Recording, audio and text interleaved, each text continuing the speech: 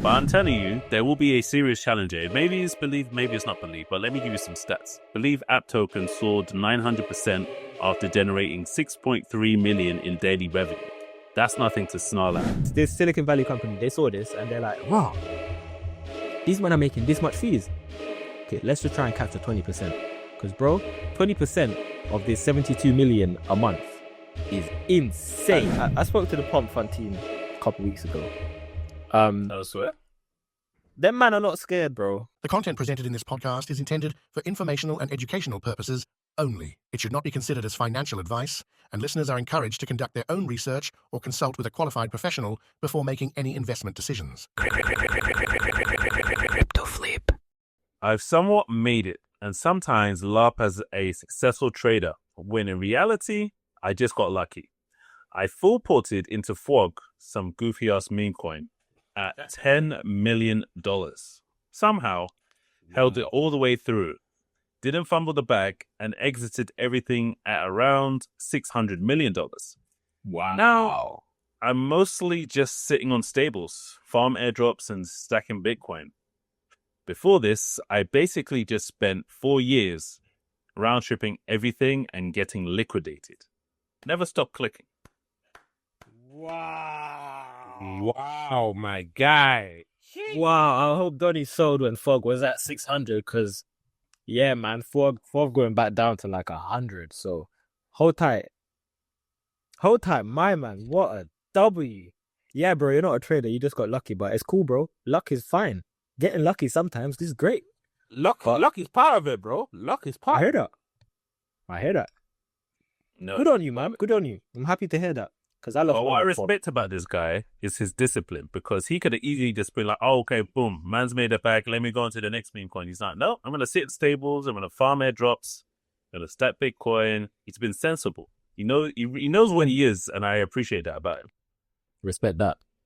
Okay, so let's go on to the next one.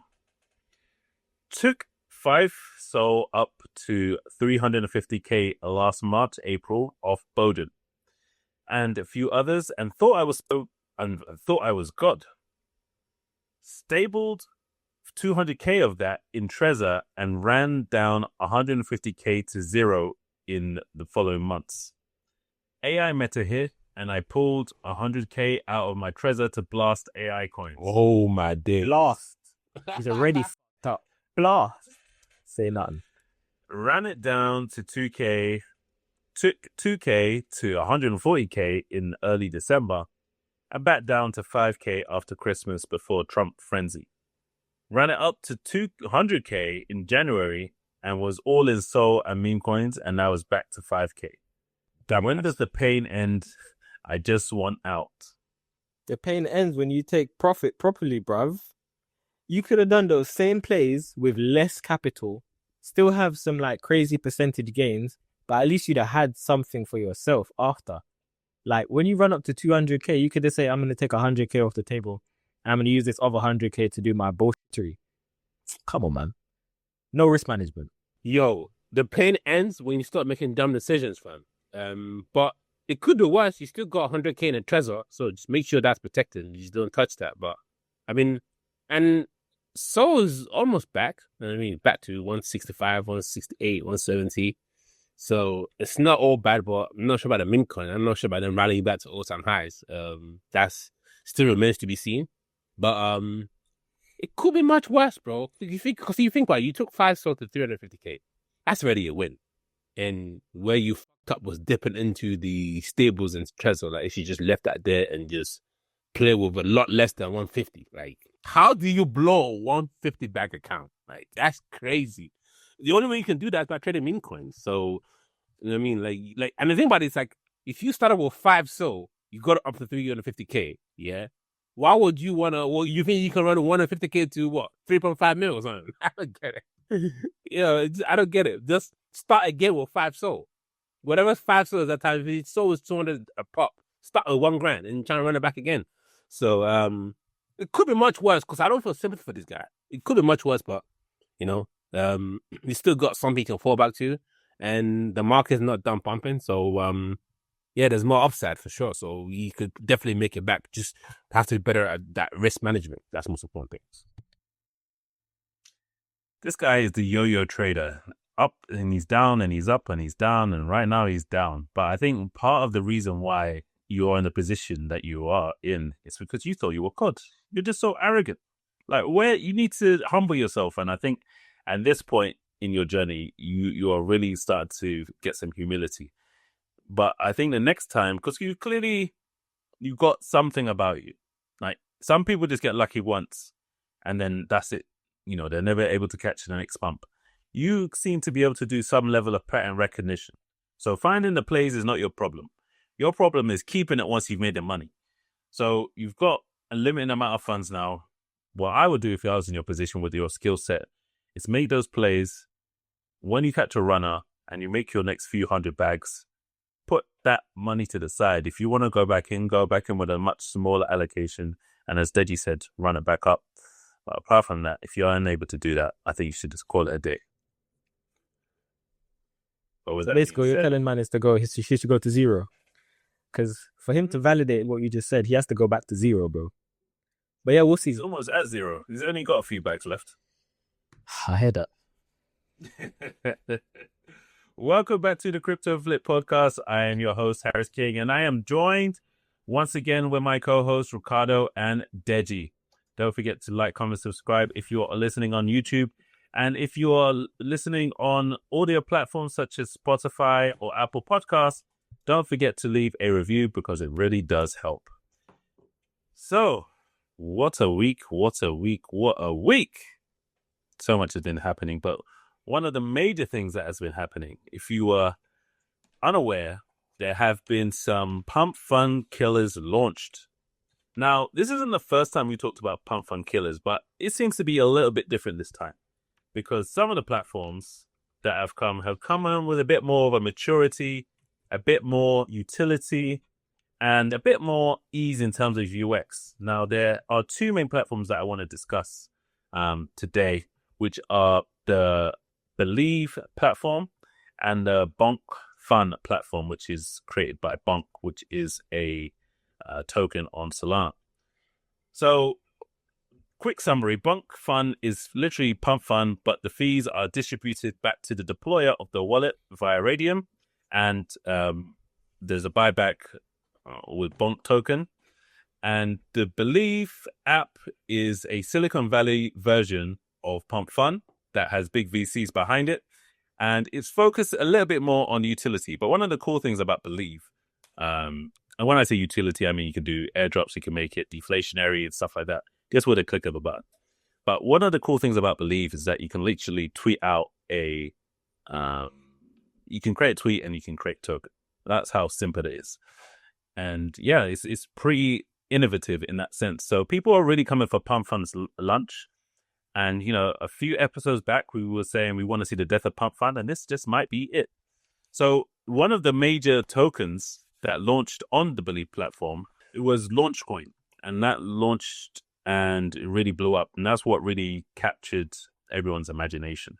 So I want to know from you guys, what are your sort of opinions on this Pump Fund killer? Can it really, you know, evolve the market as far as meme coins are concerned and, you know, change the way that we view devs in the space and how we create tokens moving forward? Oh my God. Only in the crypto community. What I tell you what though, I hope so. I really hope so because I'm on it now. And I mean, sorry to cut you off, but I believe they share the fees 50-50 with the creator once it's been Creator of the token.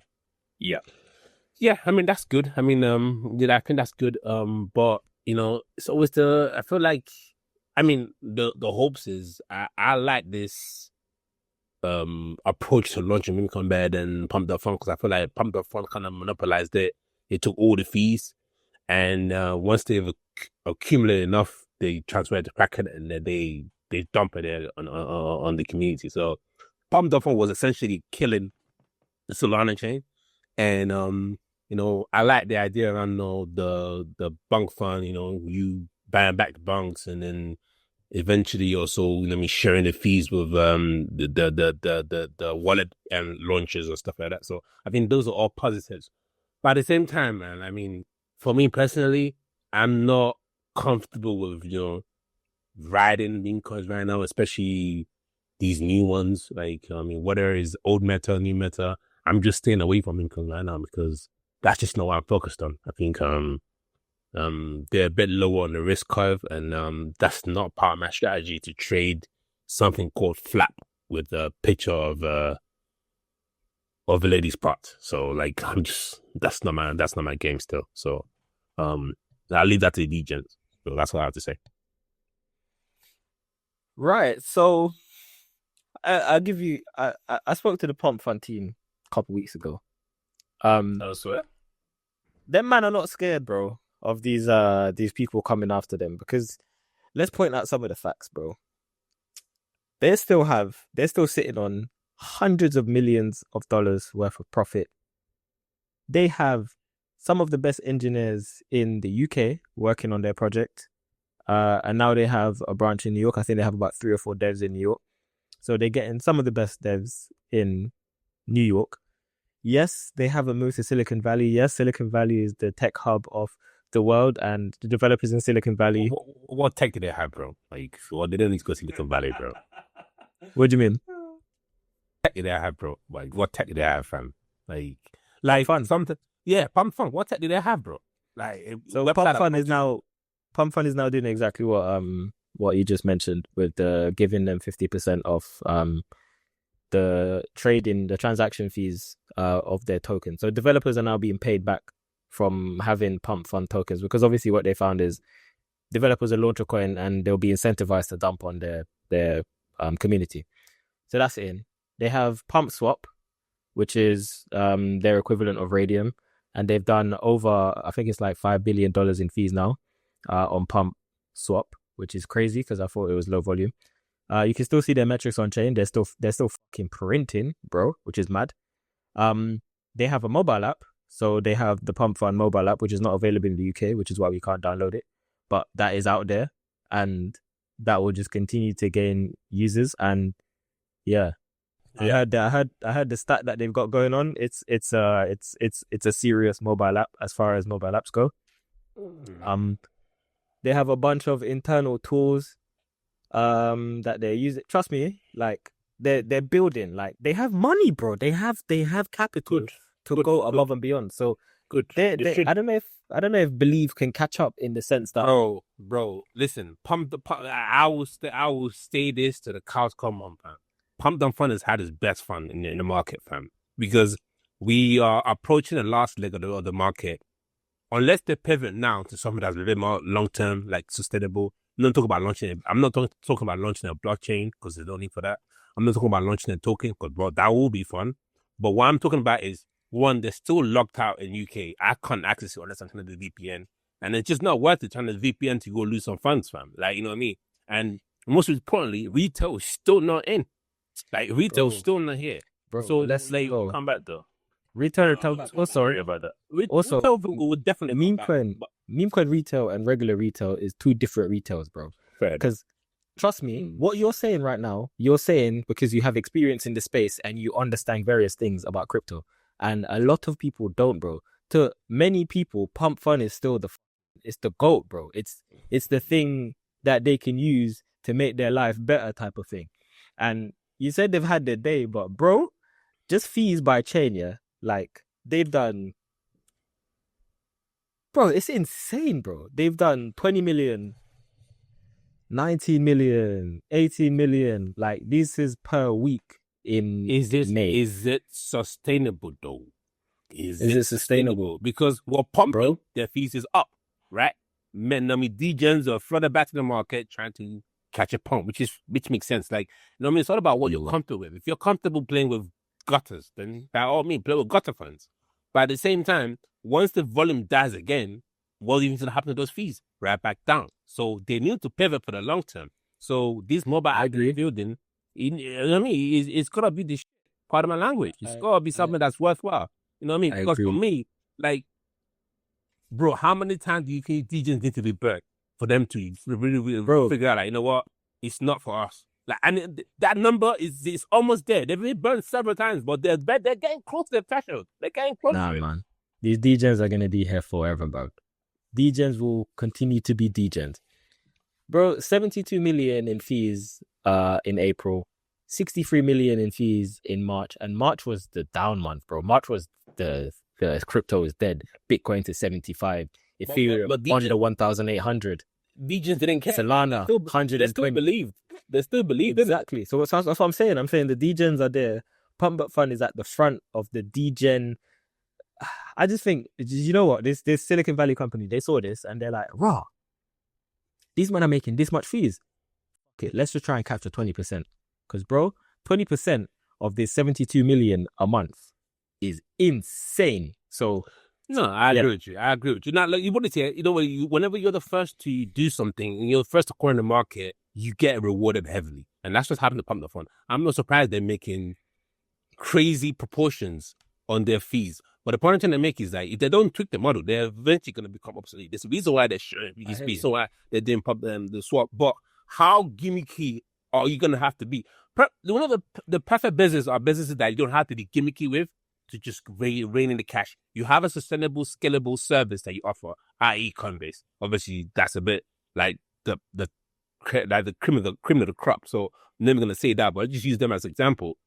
Like, other than maintaining wallets, preventing hackers, that kind of stuff, Coinbase is just perpetually, they will be eating on fees.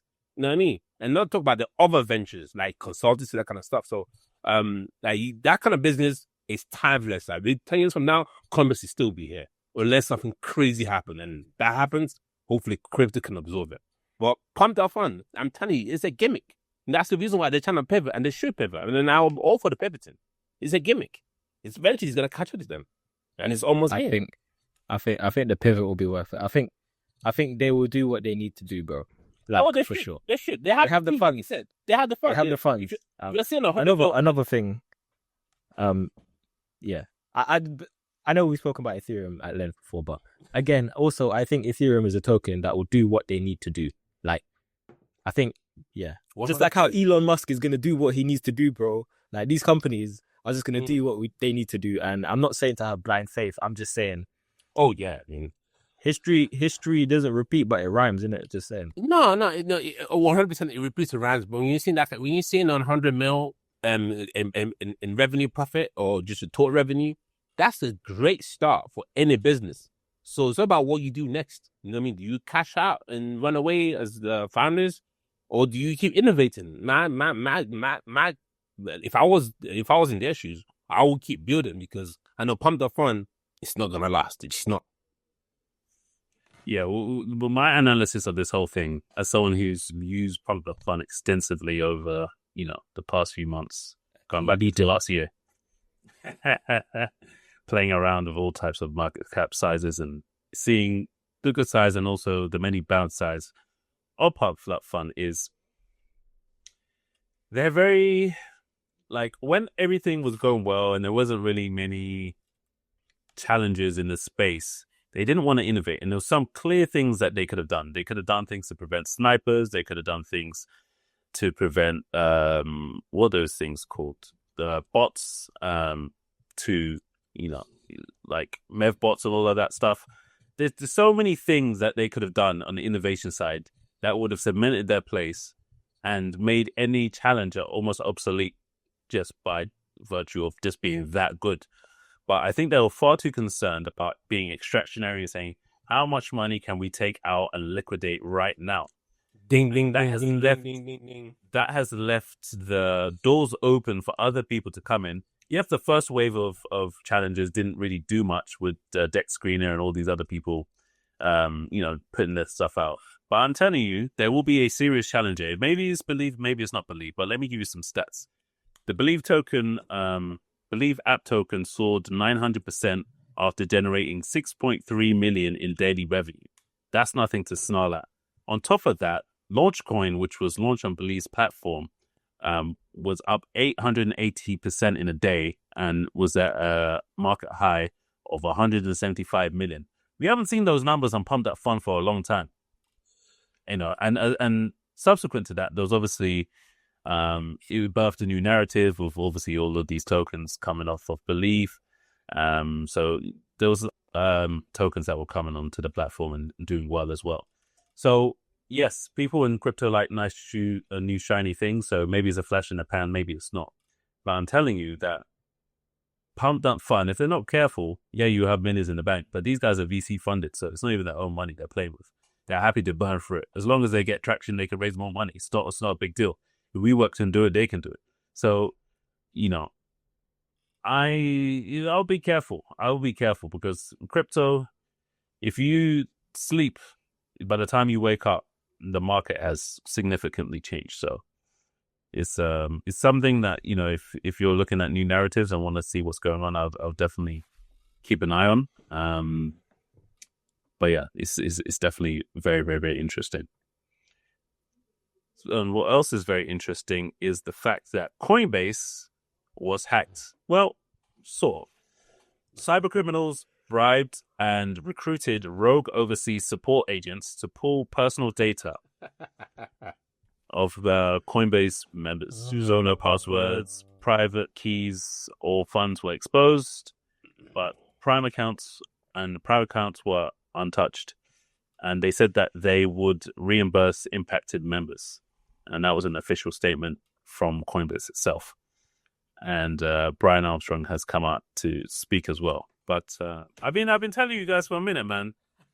You Coinbase, I don't know what you're playing at, man. Talk your talk, Harris. You've been bearish on Coinbase for a while, but talk your talk. The proof is in the pudding, man. The product is everything. And when I saw that man was snitching, now it's the straw that broke the camel's back for me. But there's a lot of deeper problems. And yeah, I'm not surprised.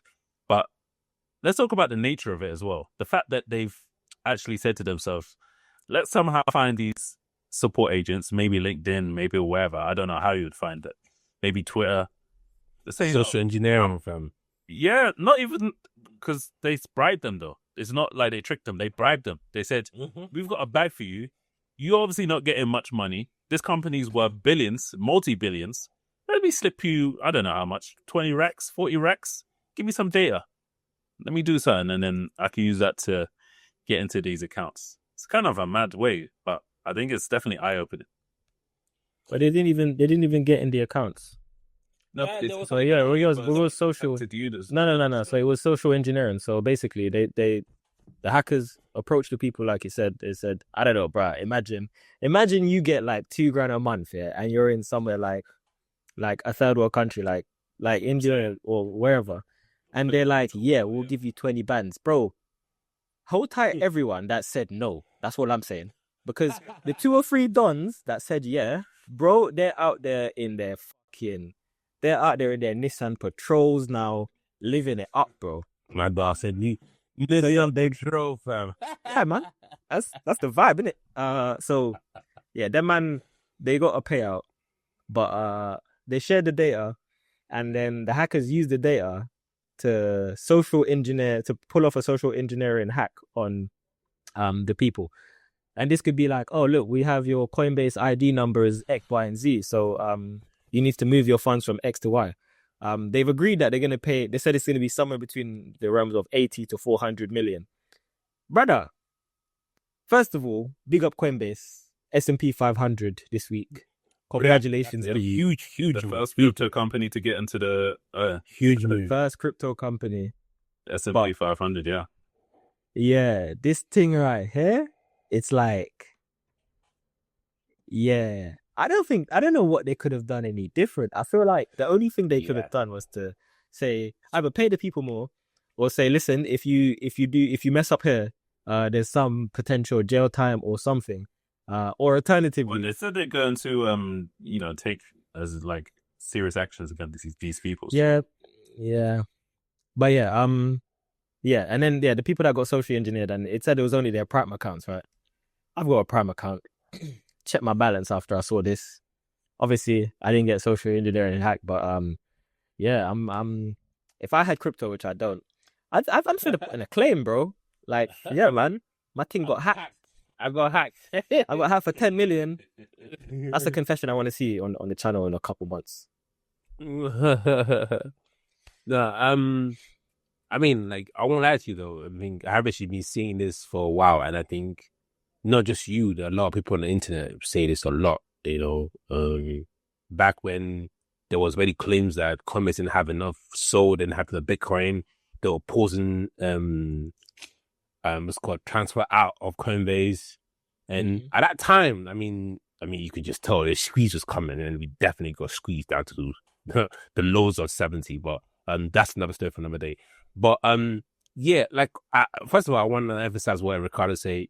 Big up to Coinbase for joining the S&P 500. That is a huge news. Like bullish. Like there's no other word there. I can't say, you can't put a word bearish on Coinbase joining the S&P 500. I think that's huge, but it's a long time coming. The reason I'm not jumping out of my chair is because, you know what I mean, we expect this. We expect some of these crypto companies, the most serious one, not the one thing Fugazi like pumped up on. Like they're Fugazi company, fam. I'm talking about a real company that are innovating in the crypto space. They will eventually, slowly by slowly, they will replace all these old TradFi setups. So yeah, just Coinbase joined S&P 500 is just a start. So shout out to Coinbase. That's number one. Number two, like who you said, Rick, there's not much that could have been done to prevent this. I think the best way they've kind of showed themselves up to not be overly exposed is that these support workers, these offshore support workers, they didn't give them access to the platform in terms of having PKs, having access to PKs. They just had access to enough information to kind of help you log tickets and pass it on to the next person. So like email, name, address, just those basic things. I mean, enough for you to obviously be social engineered and hacked. Because then I think you did mention that they're going to reimburse the people that were affected. I mean, a lot of people were affected because that's not the bottom line. But yeah, I mean, this could happen to anyone. Like, it could happen to Binance, it could happen to Kraken, you know what I mean? So I think what Brian Hamstrung is doing, not hiding and say, oh no, we didn't get hacked, whatever. I think that is the way to do it. You know what I mean? Confront it directly, make sure your users feel like, you know, there's transparency across, you know what I mean, yourself and your customers, because if you not start lying and eventually now you have to say, oh, by the way, so there's been rumors going around, yes, we were indeed hacked. It's good to kind of jump over it and just address it right away. And I like the way they didn't give in, because the guy, they're basically saying, oh, like, give us 20 mil or else we'll release this customer information that we have. Coinbase is like, yeah, go for it, release it. I mean, matter of fact, we'll put 20 million bounty on your head. Whoever can help us find these people, like, he'll be 20 mil is yours. So I think they probably didn't expect that. They think because Coinbase is a public funded company now, they didn't want any kind of tarnish, bad press. But sometimes bad press is not all that bad. I mean, it's not like it's not like Brian Armstrong or some Diddy. He's not Diddy. He's not like this clown out here doing crazy stuff. So it's not that bad at all. So it's like, even if it's bad press, is bad press, but you know what I mean? I think this can be overcome, that you can overcome this. So him countering the request of a 20 mil bounty, it's a hard move. So I respect it, and I think that's what I have to do, because when you cave into this, you're gonna become a primary target. Like literally, you say yes once, yo, how about hackers like this?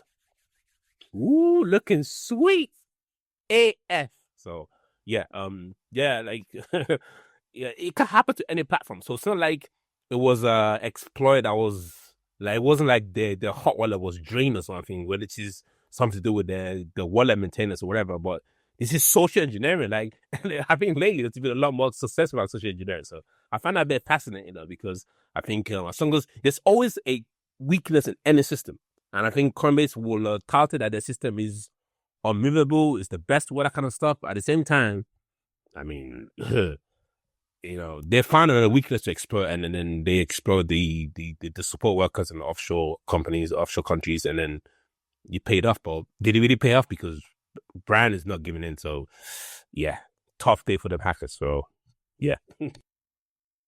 Definitely.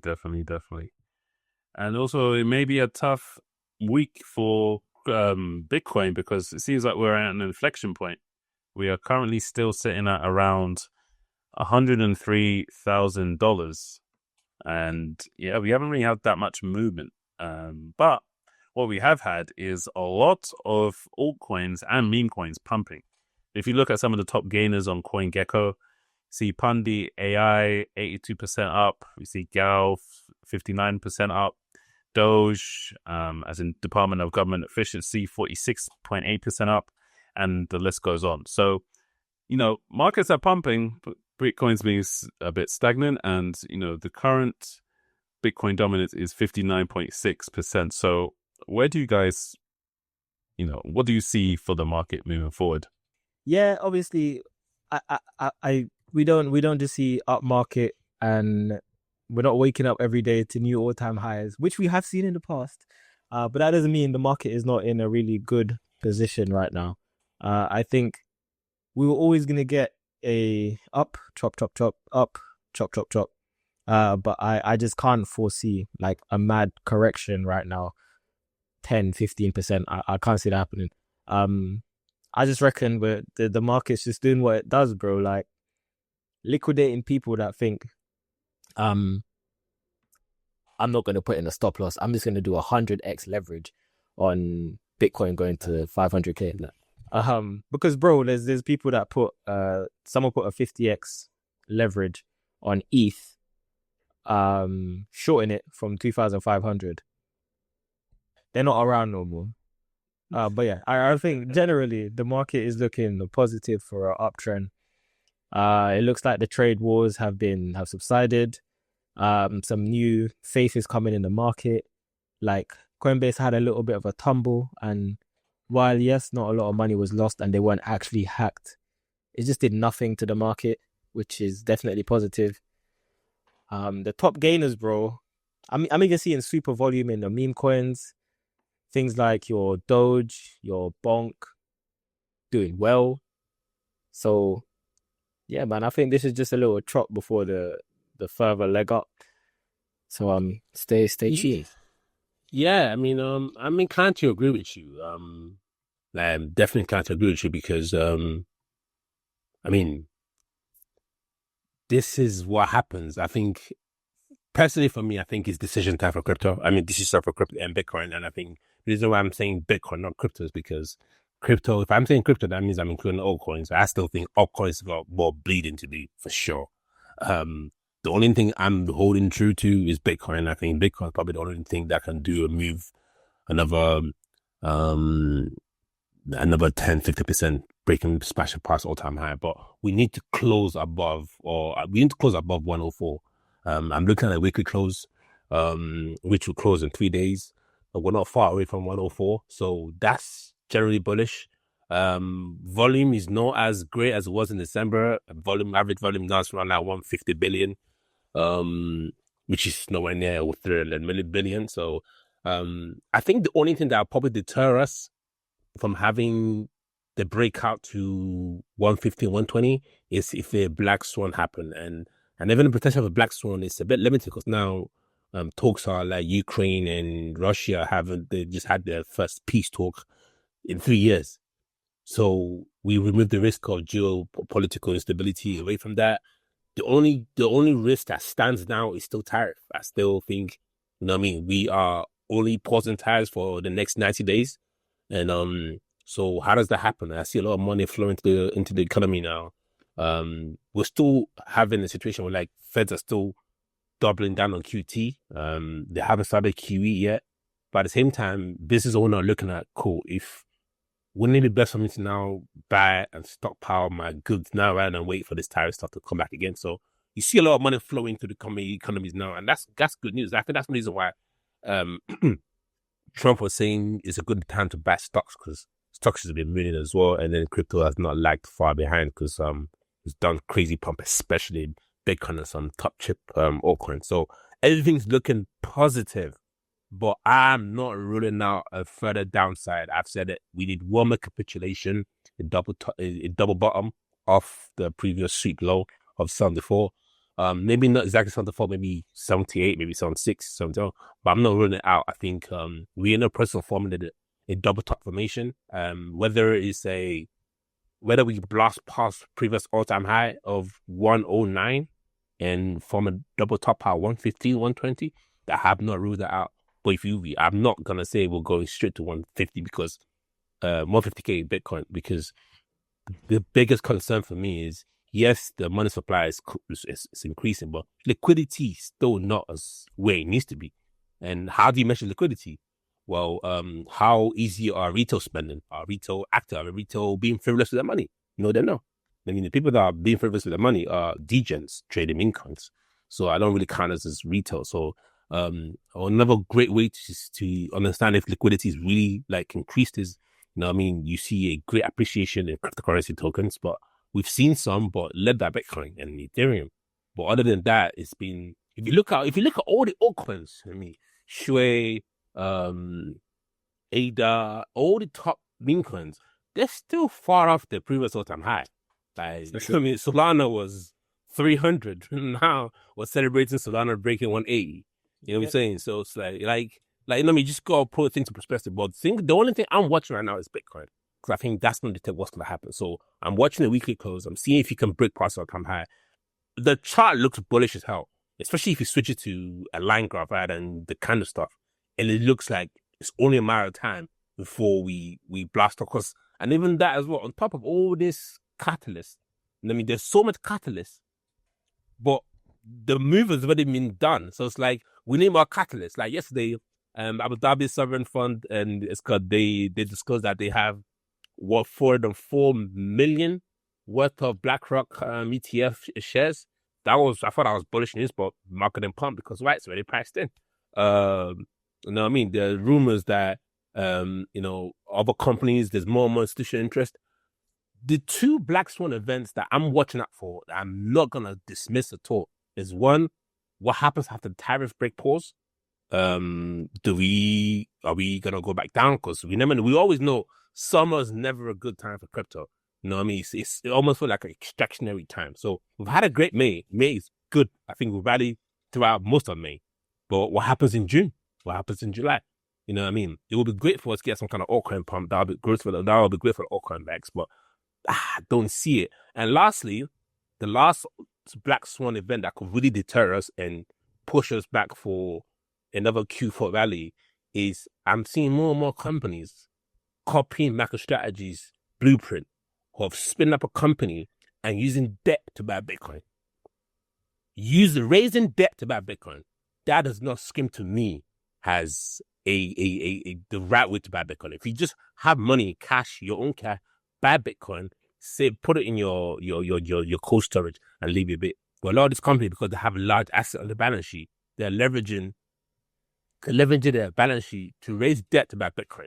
So the Bitcoin that they own is backed by debt that they raised, that they had to eventually pay back.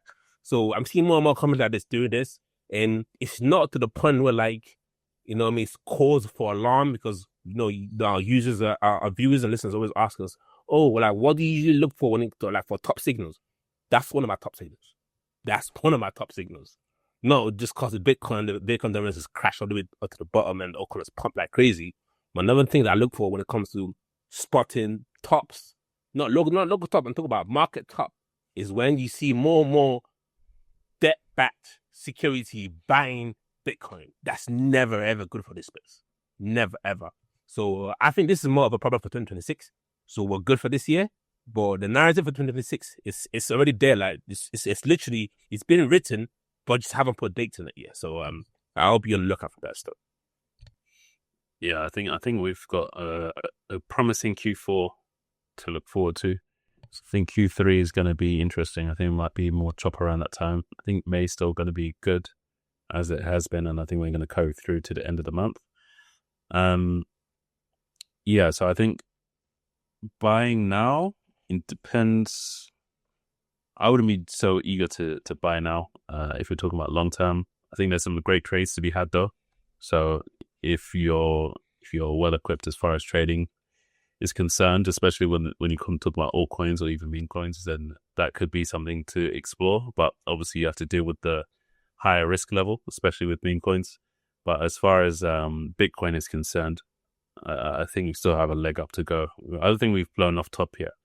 And as different as this market has been, I think we still will get that blow off top at the end of the market cycle. And I don't think we're at the end of the market cycle just yet. So that's something to look forward to. And something else someone had to look forward to was being fortunate that they weren't kidnapped. So, according to Le Parisien, there was an attempted kidnapping of the daughter of a CEO of a crypto exchange in Paris. Now, we've seen a lot of these attempted kidnappings and things of that nature and robberies, but this one is crazy. Now they're coming for family members. That is like, you had yourself to worry about, which is bad enough. But now you have to worry about your daughter, your wife, because people are actually trying to target you. So, yeah, what do you man make of that? Scumbags, bro. All of them man out there are scumbags, bro.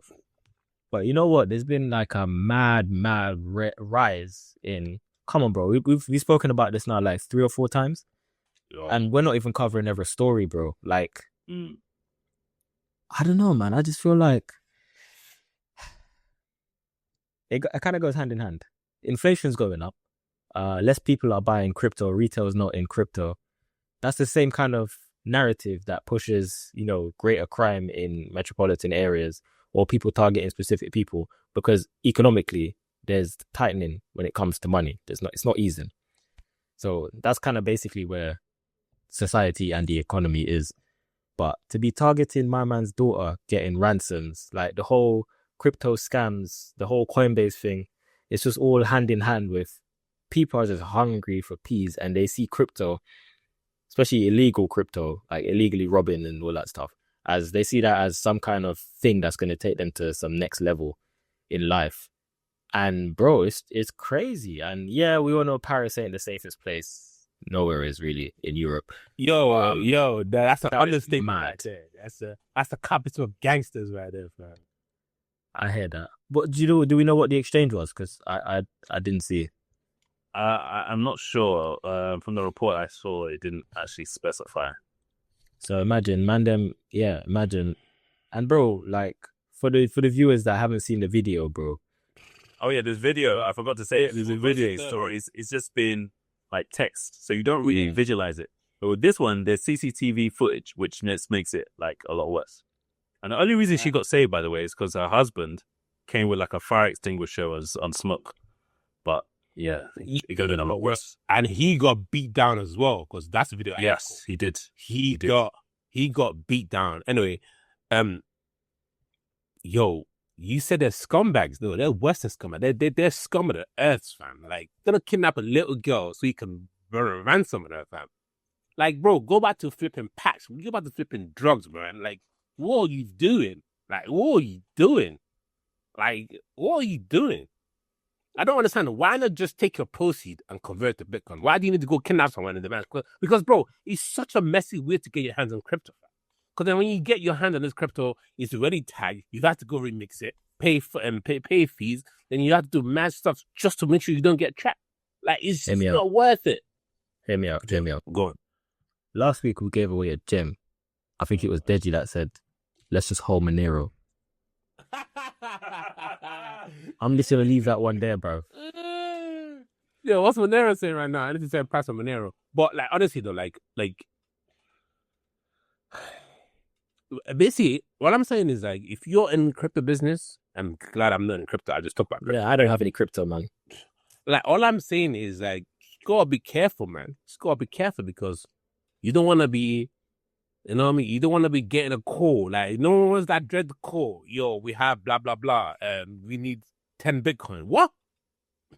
What if I'm short on 10 Bitcoin? Yeah. We're going to say your fingers one by one. That's crazy talk, man. That's crazy talk. So you have to be careful how you carry yourself, you know what I mean? Who you share news with, how much you disclose online, because there's too many things going on. Like, even recently, I saw, and this is a bit different from the story we're talking about, but a girl was a TikToker influencer was killed in Mexico, part of like a whole femicide case in Mexico, where like women are just getting killed for no reason, whether it has something to do with ex-boyfriend or not, we don't know. But the fact that a woman doing a live stream in a salon gets killed, like broad daylight, that's crazy.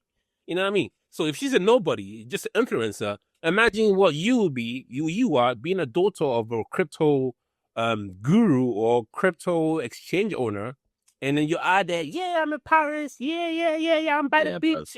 Listen, target on the back, right? Literally, you might as well just share your live location. Might as well. Let everyone know you know what I mean? So just even if you're not a crypto owner, even if you're not a crypto influencer, just be careful how you move out there. Just be careful how you blast your information, your locations online. Like, I'm not saying don't do live stream, but you don't have to let people know, like, yeah, this is where I am. Yeah.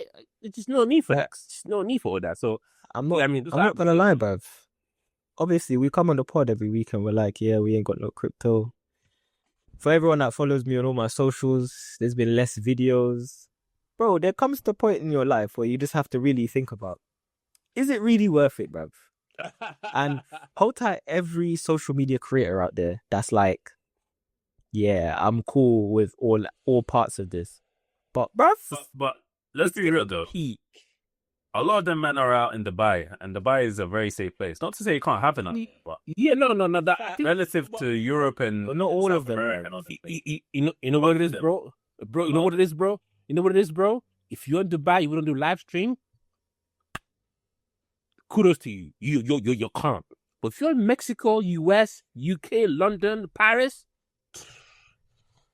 I beg you don't share your live location. Don't let the people know what you're doing, because like you just put a target on your back. I'm not gonna say that's what this girl did, because they just found out. I think this one is just walking down the road through social engineering. They probably figured out, okay, this is daughter so and so. Alright, cool. When she's going for a school run, we jump in. Luckily, his dad was there, or someone was there, because I saw one daddy getting kicked out because. And what makes it crazy in this video is that it was broad daylight, bro. Like broad daylight. Talk about the audacity to pull something up like that. Like, it's, bro, when they do the CCTV search here, it's going to be easy for you to figure out who they are, fam. Because just everything's brighter. You don't have to add in more layer to predict what they look like with that, the ski mask and stuff. You know, ask me, I know about this stuff. They just knowing it, yeah. But still, like, it's crazy that they are confident enough to think they can get away with it. They had a white van. And they were wearing ski masks, trying to kidnap someone in broad daylight. Let that sink in. No, it's crazy. It sounds like the sequel to Taken or something. But yeah, this is bad and great for a bit of crypto, but mostly right now is bad because it's not a good look, but long term it's good because these criminals are obviously seeing the legitimacy of crypto. They're like, yo, let's get our hands on a bag of Bitcoin for it becomes too popular, fam. Like, bro, think about it, bro. These are doing where this are willing to kidnap, yeah. Not for one BTC, but willing to kidnap when BTC is only 100K. What will happen when BTC is 500K? Bro, they're gonna run to the parliament, fam, and say, yo, everything's in there. Like, it's so listen, we haven't seen anything of this nature in terms of the velocity of it up until now, but we know we're going higher. We all know that. 500K, a million. And they know that too. Bro, listen, even if Bitcoin stalls and never reaches 1 million, I think minimum base case is 250K. What? One coin for 250K? Listen, they'll kidnap a whole entire family for that, bro. Easily. So you just gotta be careful how you're moving, man. You gotta be careful. Gotta be careful, man. You know what I mean? Definitely gotta be careful. So 100%. And on that note, we'll see you in the next one. Peace.